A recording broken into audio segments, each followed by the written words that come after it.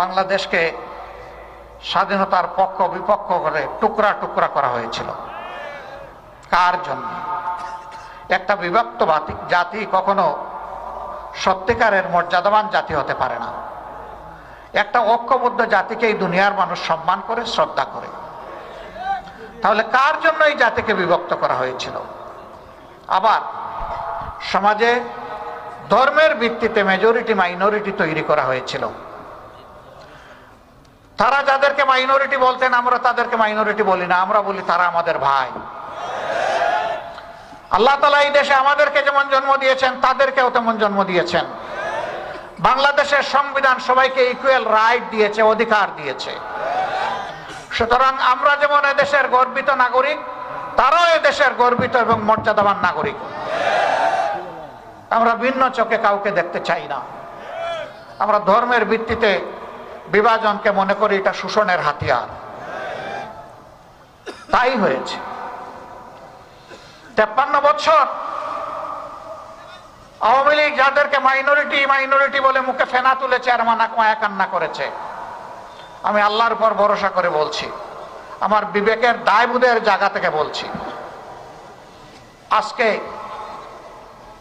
10 জানুয়ারি 1972 থেকে শুরু করে আজ পর্যন্ত 2025 সালের আজকে 24শে জানুয়ারি এই দীর্ঘ পথ পরিক্রমায় বাংলাদেশে বিভিন্ন ধর্মের মানুষকে কারা জুলুম অত্যাচার করেছে, কারা তাদের জমিগুলা দখল করেছে, ভিটামাটি থেকে উচ্ছেদ করেছে, সম্পদ লুণ্ঠন করেছে, তাদের ইজ্জতে হাত দিয়েছে, এই দুষ্কৃতিকারীদের তালিকা তৈরি করে জনগণের সামনে প্রকাশ করে দেওয়া হোক।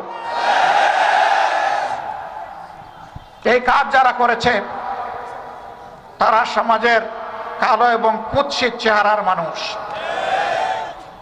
আমার দ্বারাও যদি এই কাজ করা হয় আমার নামও প্রকাশ করে দেওয়া হোক। বাংলাদেশের জনগণ জানুক এরা কারা, এই খুনি ধোঁকাবাজ কে, এটা বাংলাদেশের মানুষকে জানতে হবে। আপনাদের এই বৃহত্তর রংপুরের পীরগঞ্জে মৎস্যপল্লীতে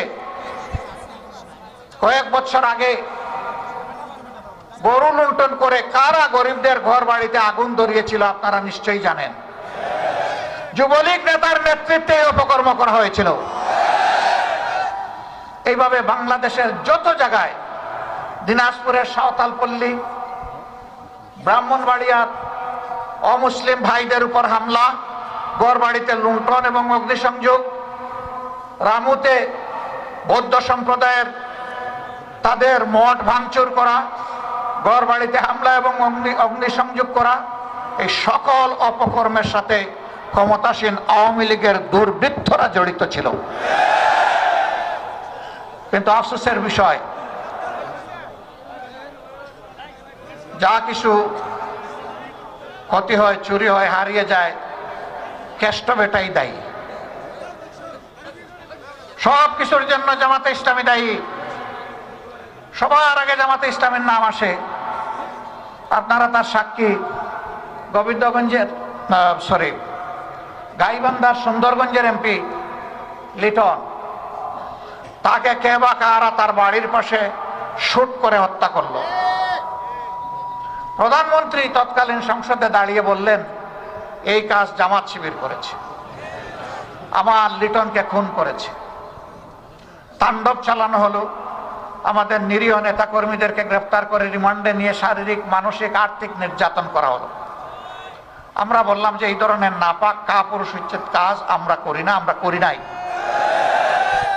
তৎকালীন আইজি একই চিৎকার মারলেন। দিন শেষে কি হলো? দিন শেষে দেখা গেল এই কাজের সাথে জামাতে ইসলামের কোনো ধরনের কোনো সম্পর্ক ছিল না।